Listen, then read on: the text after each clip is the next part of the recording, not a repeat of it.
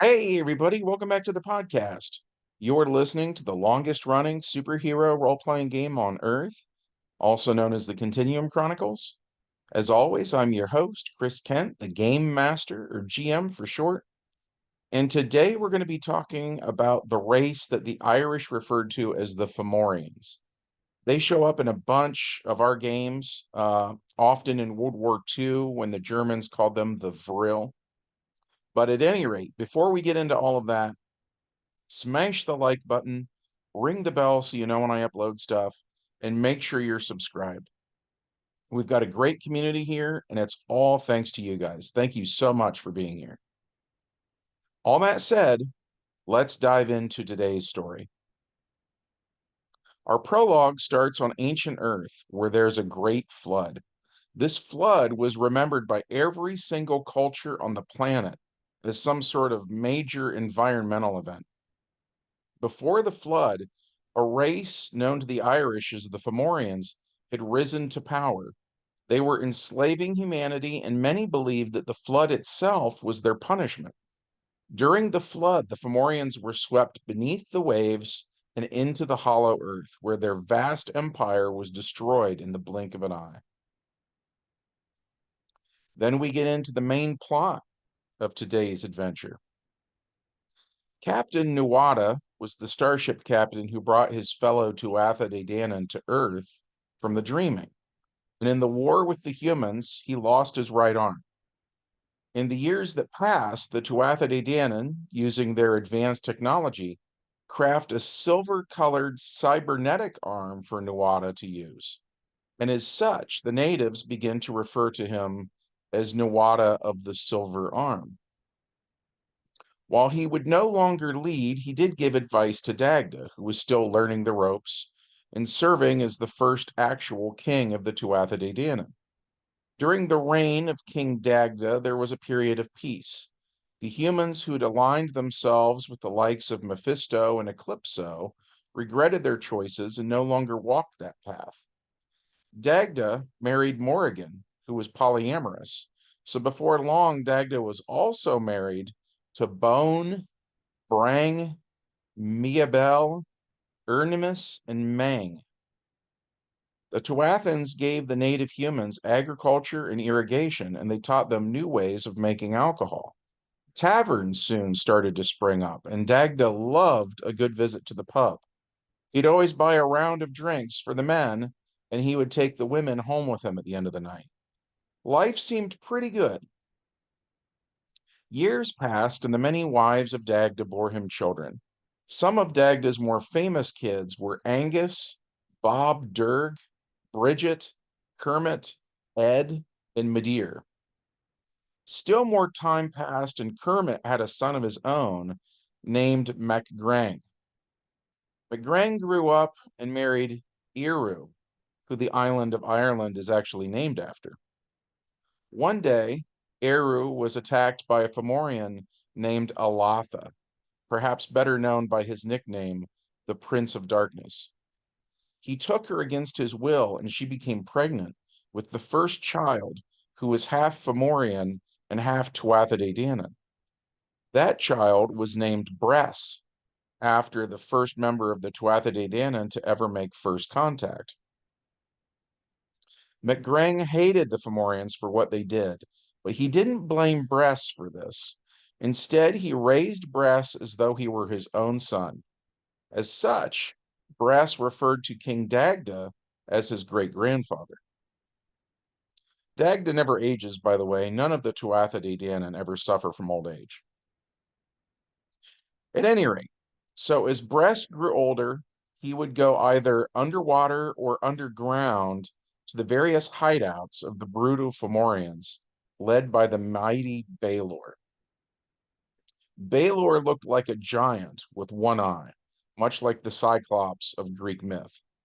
He was said to be able to slay any enemy with a lightning bolt from his eye. The Fomorians ventured out of the sea and from the hollows of the earth more and more frequently. Bress spoke to his great-grandfather, the Dagda, telling him about the Fomorians. And the more time went on, the more concerned Dagda was. that his reign of peace was coming to an end, and that a war with the Fomorians was inevitable. The Tuatha de Danann discussed the mounting tensions with their enemies, the giants, and in the end, they suggested that Bress become king for a while, and that perhaps then the Fomorians would feel they had representation and the conflict could be avoided. Dagda was worried about this, but went with the will of the majority. And just as Nuada had passed the mantle of leadership to him, Dagda in turn passed it to his adopted great grandson. And as such, Bress ruled as High King of Ireland. But the Fomorians are not human, they are inherently evil. And a portion of that evil was in the blood of Bress, affecting his decisions. Bress soon became tyrannical and abusive. He ordered Dagda to plow the land as if he were a mere farm animal. He ordered the poet, Ogma, to carry firewood.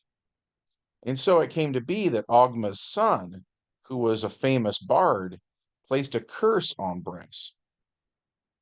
King Bress had inherited beauty from his mother's side, but now the ugliness of the Fomorians began to show through. It was a reflection of his recent behavior. So Bress went to Balor and told him how he had been betrayed by the Tuatha de Danann. Balor said the peace between the Tuathans and Fomorians was over, and the time for war was upon them. Bress informed the Tuatha de Danann of Balor's declaration of war, and not long after Balor's grandson Lug appeared. Lug was the son of a male Tuathan named Cian, and Ethnu, the daughter of Balor. The Fomorians, it would seem, were extremely obsessed with the idea of creating hybrids between their race and the other races they encountered. That said, Lug was not treated the way Bress was at first treated, and instead, Lug was viewed as a Fomorian spy. He defended himself, though, claiming that just as a bard had cursed Bress, so too had a bard cursed Balor, and that curse was that Balor's own grandson would be the one to kill him.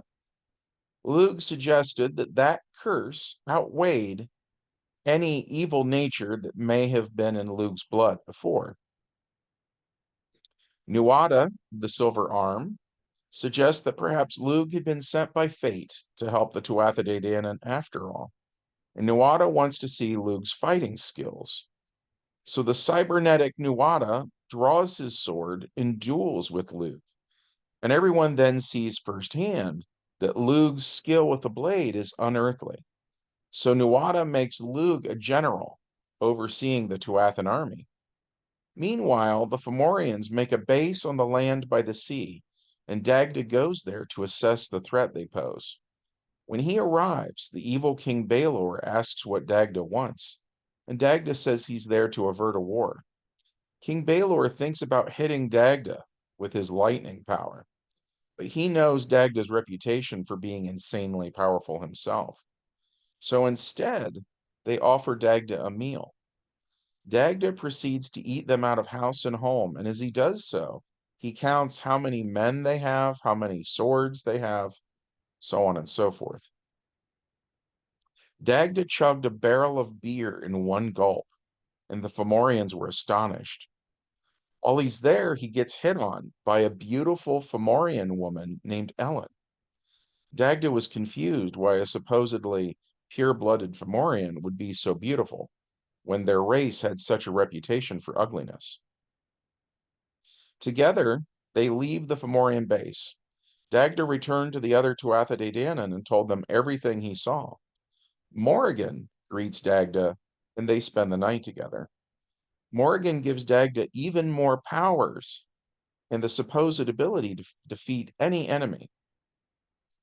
Morrigan had given Dagda the split power, so now one Dagda could become a dozen Dagdas. This, by the way, is detailed in Deities and Demigods by TSR.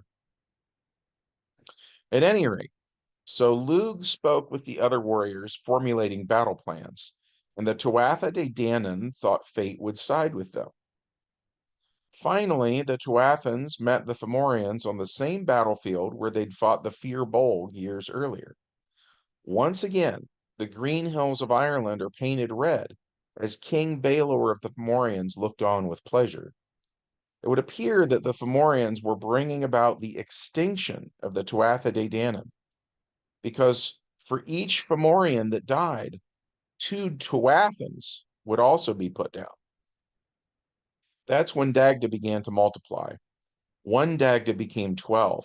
Then those 12 became 144. And then they multiplied, and now there were 1,728 Dagdas. That night, the Tuatha de Danann returned to their medic, whose name was Dian Kect. The Eldar healer had a secret. There was a Lazarus pit here that he would use to heal the wounds of fallen warriors. So the following day, as the Dagdas would lead the charge into battle, following them were all the warriors that Balor thought should be dead.